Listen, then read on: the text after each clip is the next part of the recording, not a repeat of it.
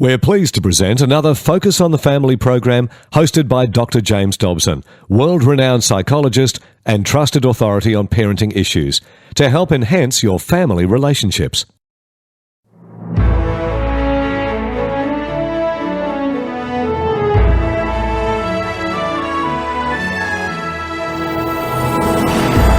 He's not pounding his fist on the hood. He's not saying, "Why do you drive so fast?"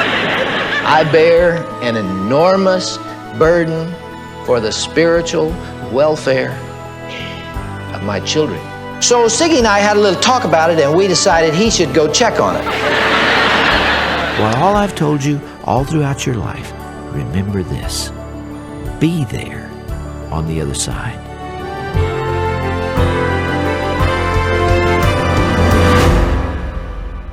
Celebrating 30 years of helping families. Welcome to this Focus on the Family anniversary broadcast. I'm John Fuller, welcoming you to another anniversary edition of Focus on the Family with psychologist and author Dr. James Dobson. And as we get going, I'd like to read a summary of a phone call we received in response to the broadcast last time we aired it back in 2000. This is the feedback that we received. A medical doctor called to share how he and his friends were affected by the broadcast entitled Where's Dad?, our program today. This doctor and his two colleagues used to meet every Tuesday morning for breakfast and prayer, but one day all three men were late coming into the diner. Each of them had been sitting in his car listening to the end of the Focus on the Family broadcast. The men were all moved to tears, and they spent a long time talking about their relationships with their own fathers and how they could be better dads to their kids. Now again, this was in response to hearing the original Focus on the Family film series. And Doctor, I believe the third talk was all about Christian fathering. That's what these men were reacting to. They were, John, and I'm touched by that and thankful that I could have had an influence on these men whom I've never met, but the Lord knows who they are. About 2 years before I gave the speeches that were eventually edited into the Focus on the Family film series, and the one you're talking about, Christian Fathering, was the third in that series. It was eventually seen by 80 million people around the world, and on that day, 2 years earlier, I was still at Children's Hospital of Los Angeles and USC School of Medicine, and I was driving in the morning. I never minded that long drive in the traffic in the morning because I prayed at that time and I got my mind together and thought about the day.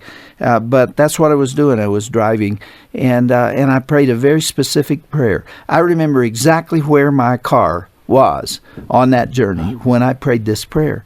And as best as I can recall it, the words may be a little different, but this is the essence of what I said. Lord, you appear to have given me a responsibility to convey the thoughts and ideas that will be helpful to families in raising their own children and in living the Christian life. And I don't want to do that based on my own understanding. Why don't I ask you what you want me to say? What would you have me convey to those men and women that I'm talking to? Because I was speaking all over the country, even though I was, I had a full-time responsibility at the hospital. I was still doing an awful lot of speaking. And so I said, I'm open. Tell me what you want me to say. And very, very clearly that day, he said something to me, not audibly, but this is what he said. He said, if the family as an institution is going to survive in the pressures that are going to be on it, that was in the 70s, and it made reference to where the family was going. I didn't understand all that then. But he said, if it's going to survive, it will be because husbands and fathers began accepting the responsibility for the spiritual leadership of their families. And that's what I want you to talk about. And then he began leading me. And so I began talking about that. I was influenced by a preacher by the name of Derek Prince. I don't know if you've ever heard of him. I'm familiar with him. And yes. I had heard a tape that he had given, which he called Renegade Males, that there are so many men who have reneged on their responsibilities for their families. And I began talking about that. And from that, 2 years later, came the weekend series that I did called, strange as it seems, Focus on the Family. And this was the third film, and the Lord just came. I'm telling you, He descended upon that audience in San Antonio, Texas, Laurie Auditorium, September the 15th, 1978. And from that, it has gone around the world, and we're going to let our listeners hear what I had to say on that day. It's many years ago. The message has not changed an iota. Well, for 3 days, we'll be hearing this content. Here now, Dr. James Dobson talking about Christian fathering on Focus on the Family.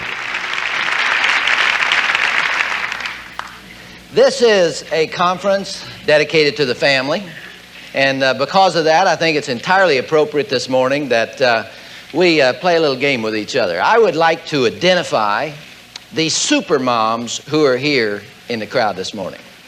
And I think that can best be done by process of elimination, and I'd like all the ladies to stand. Would you do that? Now, what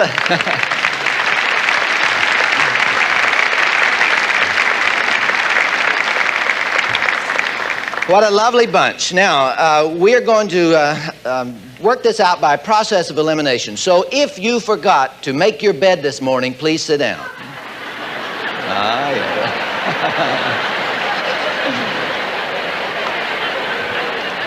Oh, we lost a few there. If you left dirty dishes in the sink this morning, please sit down.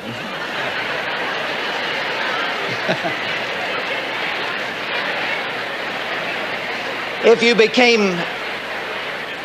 became angry at your children in the last 24 hours, you're unqualified, please sit down.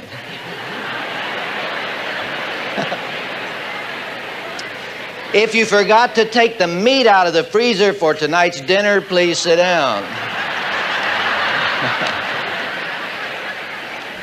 All right, for those of you who remain standing, just how long have you had this basic problem with honesty? Let's give them a hand.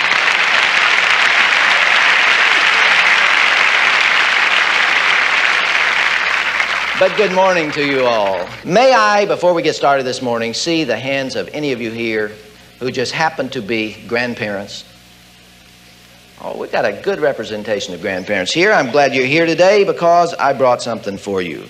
You heard last night I'm on the staff of Children's Hospital in Los Angeles, and we have a paper that's put out by the staff of the hospital called The Chatter, and it contains various items of employee news and things of interest to the staff of the hospital. And a while back, a nurse by the name of Juanita Nelson submitted a little piece for The Chatter that I thought was priceless, but she did not identify who wrote this piece. All she said is that it was written by a 9-year-old girl, a third-grade girl. This is a little piece called What is a Grandmother? And as I say, it's written by an unidentified 9-year-old girl. Juanita has retired, and I don't know how to find this little girl, but I know she is a very perceptive child, and you'll see that too. She said a grandmother is a lady who has no children of her own, which is an interesting definition. She likes other people's little girls and boys. A grandfather is a man grandmother.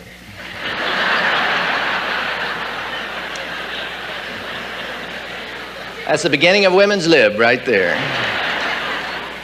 He goes for walks with the boys, and they talk about fishing and stuff like that. Grandmothers don't have to do anything except to be there. They're old, so they shouldn't play hard or run. It is enough if they drive us to the market where the pretend horse is and to have lots of dimes ready. Or if they take us for walks, they should slow down past things like pretty leaves and caterpillars, and they should never say, hurry up.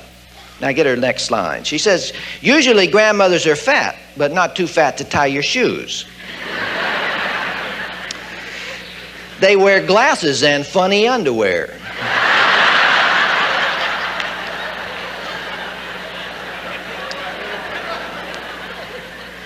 They can take their teeth and gums off.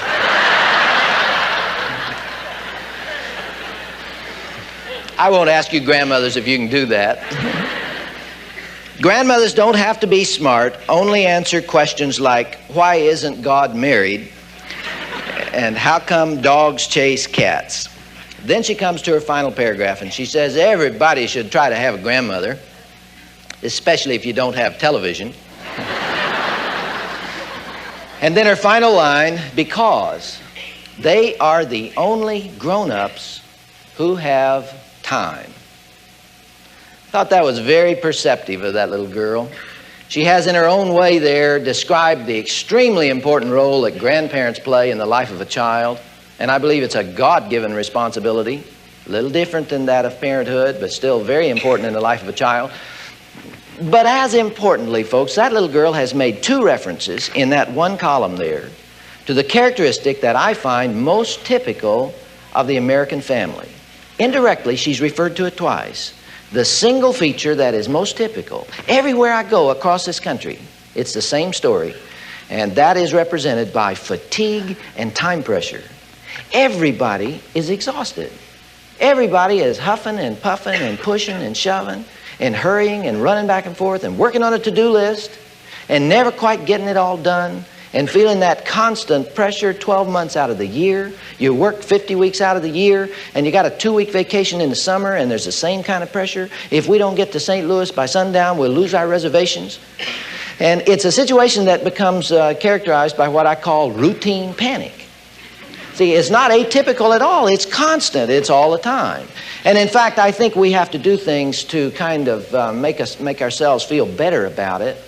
And so we rationalize a bit and we convince ourselves. In fact, folks, people can look you right in the eye and tell you, and they mean it. That's the interesting thing. They really believe it. They'll tell you why, yes, it's true. We're under a great deal of pressure right now. We don't have much family life. No, we didn't take a vacation last summer. We'll probably get one next year. But we've been working pretty hard, long hours. No, we don't go to the park on Saturdays. We don't really have a lot of time together. But it's a temporary problem. See, right now, John's trying to get that master's degree, and till he gets through school, it'll be kind of rugged. So we won't have much family time till a year from June. But if we can just live till a year from June, see, then it's going to change. We'll be out of school, and everything's going to ease up. Then we're going to have family life. Or we just bought this new business, and we didn't have the money to hire the staff that we needed, and so we're working about 12 or 13 hours a day. But you see, after a year, then the capital will be coming in, and then it'll ease up. Then we'll have some family time. Or the classic excuse of all times, well, you know, we just have this new baby, and he's not sleeping through the night. And till we get him in kindergarten, everybody can tell you why they are going through temporary pressures. It's just right now. See, there's a light at the end of the tunnel. If we can just exist until a year from June, then it's going to be better. Folks, that is an illusion. Maybe it's a delusion.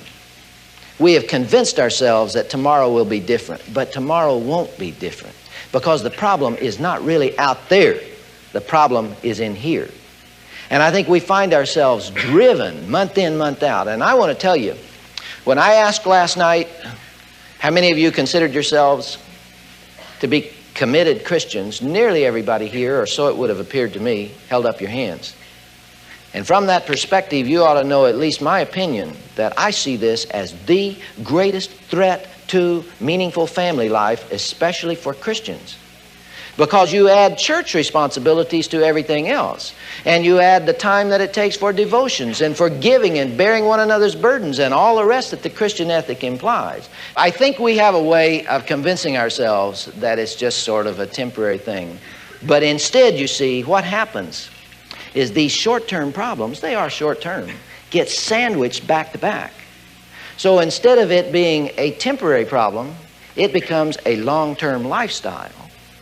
And we careen down the road to old age, and husbands don't know their wives, and wives don't know their husbands, and neither husbands nor wives know their children. And I see it as a tremendous barrier to everything meaningful within the family. And you know who pays the biggest price tag for it? Little children. Primarily because values are not taught to children. Values are caught by children.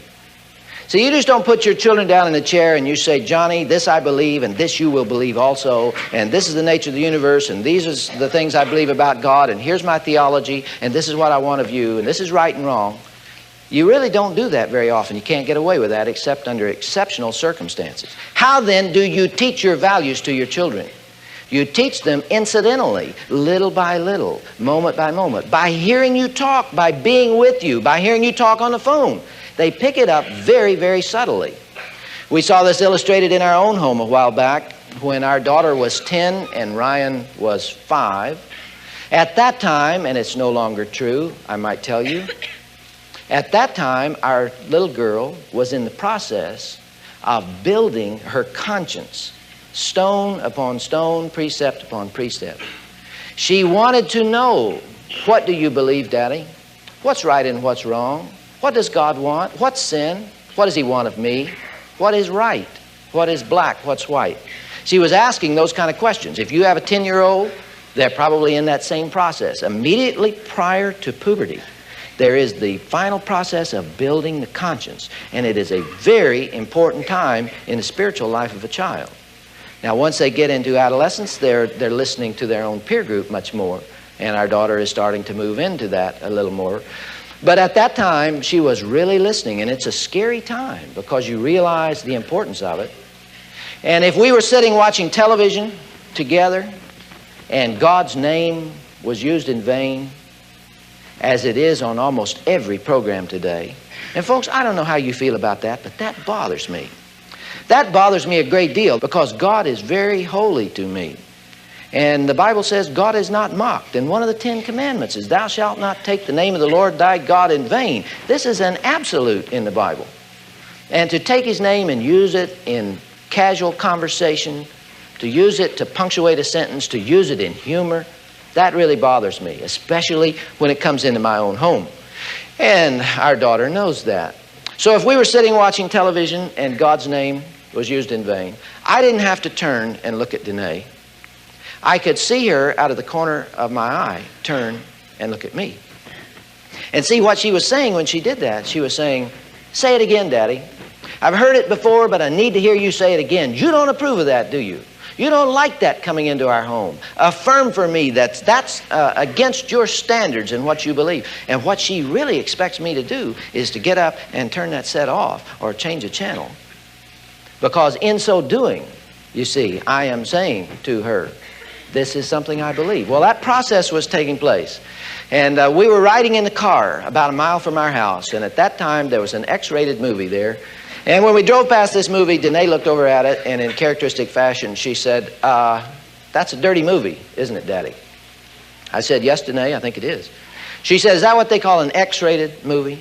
And I said, yes, Danae, I suppose that's an X-rated movie. She thought for a minute or two, and she said, boy, dirty movies are really evil, aren't they? And I said, yes, Danae, they are very evil. Now, the whole conversation took about a block in the car. She asked me 3 one-sentence questions, and I gave her 3 short one-sentence answers. That's all there was to it. But you know, I learned something that day. I learned something about how subtly values are transmitted. How did it happen? I didn't plan it. It happened because we were together. And that's the way you convey it. And you lose that opportunity when you're never home, when you're exhausted when you're there, when you're carrying a briefcase full of work, when you're irritable because you're so fatigued. And I see this as a tremendous tool, a tremendous barrier to everything that we care about. You know, I'm not the only one to have a concern at that point. You do not even have to have a Christian perspective to have those same views. And in fact, there was a song that was popular. I think it's one of the most creative of all popular songs I've ever heard, because it goes to the heart of the American way of life. And I have the words here before me. I'm not going to sing it to you, or we just clear the auditorium out. The name of the song is Cats in the Cradle. It's written by a fellow named Harry Chapin.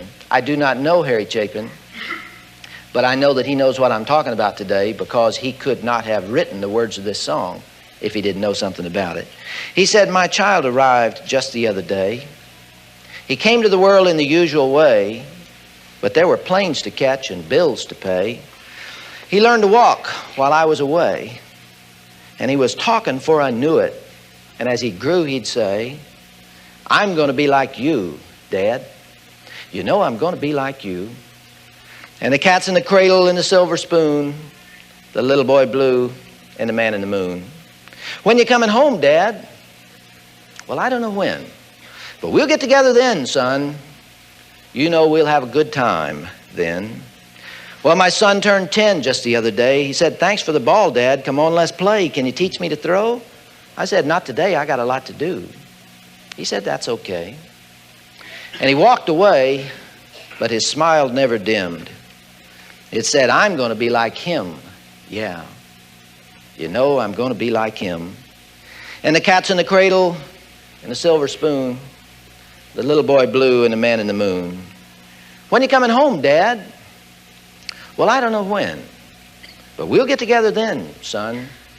You know we'll have a good time then.'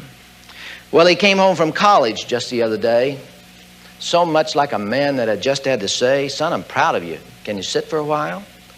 He shook his head and he said with a smile, 'What I'd really like, Dad, is to borrow the keys. See you later. Can I have them, please?' 'When you coming home, son?' 'I don't know when, but we'll get together then, Dad. You know we'll have a good time then.' Well, I've long since retired and my son's moved away, and I called him up just the other day. I said, 'I'd sure like to see you if you don't mind.' He said, 'I'd love to, Dad, if I can find the time. But you see, my new job's a hassle, and the kids have the flu. But it's sure been nice talking to you, Dad. It's been nice talking to you.' And as I hung up the phone, it occurred to me he'd grown up just like me. My boy was just like me. And the cat's in the cradle and the silver spoon, the little boy blue and the man in the moon. 'When you coming home, son?' 'Well, I don't know when, but we'll get together then, Dad. You know we'll have a good time then.' I don't know if that cracks you between the eyes like it does me, but there's a message in that song for us. Well, this is Focus on the Family with psychologist and author Dr. James Dobson, and there is a haunting message in that song, "Cats in the Cradle" by Harry Chapin. He passed away unexpectedly, doctor, in a car accident in 1981, and he was a gifted songwriter who knew the heart very well. Mm-hmm. He sure was, John, and it's a tragedy that he was taken away from his wife, Sandy, and their 5 children when he was only 39 years of age. You know, we never know when we'll leave this earth. And there's no guarantee for Christians that they're going to live out a normal lifespan either, as much as we'd like to think there is. We're in God's hands. And that's why it is so important to have the hope of heaven and to know that our children will be there too. And that's in essence where I was going with this message. That's what I was talking about. And the only way to be sure that your family is going to be with you, that you'll see them again, is to make them a priority in prayer and a priority in your family relationships and in conveying the things that you believe about your faith on a daily basis. You can't do that if you're exhausted all the time, if you're gone all the time, and if your children are around your feet but you don't really know them, as I was trying to describe in this message. And that's also where I'm going with the rest of this presentation, which we're going to hear tomorrow and the next day. Well, I'm sure our listeners will look forward to joining us for that material and to learning more about being a purposeful parent on the next Focus on the Family broadcast. Now, in the meantime, if you'd like to search out Dr. Dobson's wisdom and advice for families, the starting point will be our website, family.org. we are probably the repository of Dr. Dobson's material and content as captured through the years. Again, family.org. This program was provided by Focus on the Family and hosted by psychologist and author Dr. James Dobson. I'm John Fuller. For more family advice and resources, or to get a copy of today's program, please contact Focus on the Family Australia 1300 300 361 or go to families.org.au.